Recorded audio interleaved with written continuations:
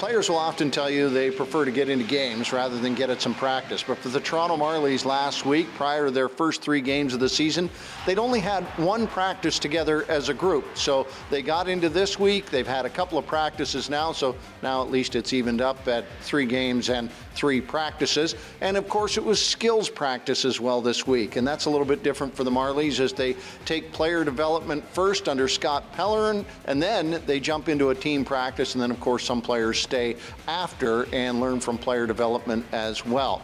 And for some of these new Marlies, that's a welcome addition. Yeah, you know, it was a long training camp, and we were itching to get at it and get some actual game action in, some meaningful games. But at the same time, once you get your group together and you know you're, like, the team's together, you want to make sure you're all on the same page. So, you know, first 3 games, you know, we got through it. It was a little sloppy, but we tried to get better with each game, and to have this week here and really work on some stuff and dial in some systems and, you know, get some chemistry going, I think it'll help us. You work, no doubt, on a little bit of D-zone coverage today. And it seems like everybody across every level of hockey should be working on that over the beginning of any season. But how important has it been for you guys the last 2 days to work on that stuff?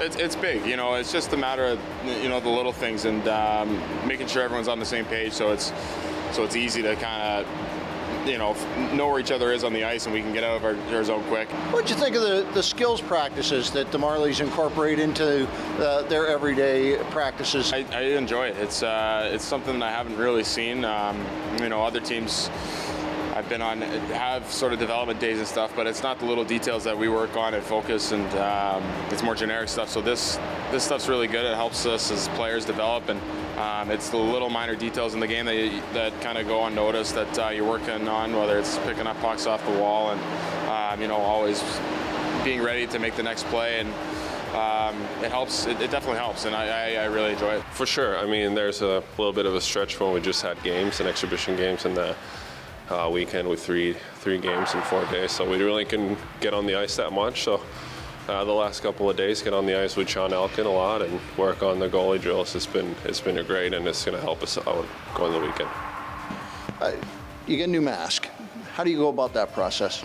So it's been at the painter for a while, so kind of waiting for it to get ready and come here. So I've been switched mask brands for this year, so I've been wearing that white one just because it's the same one as the new one is. But yeah, I put a lot of effort in how I look out there, kind of my pads and my mask and my painting. So yeah, it's an exciting day. Finally get the painted mask. I'm like a kid when it comes to that stuff. So try to get here as early as possible today because I knew I might get it. So yeah, really excited.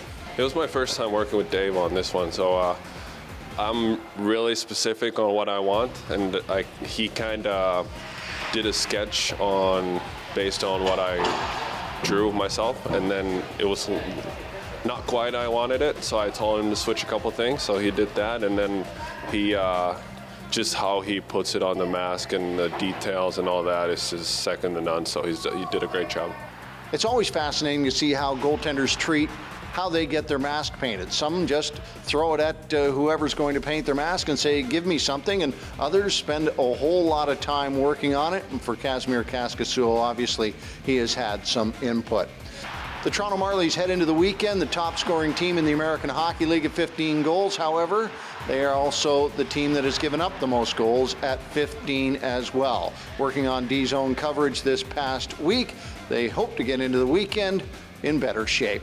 2 against the Utica Comets this weekend. Both are on Leafs Nation Network.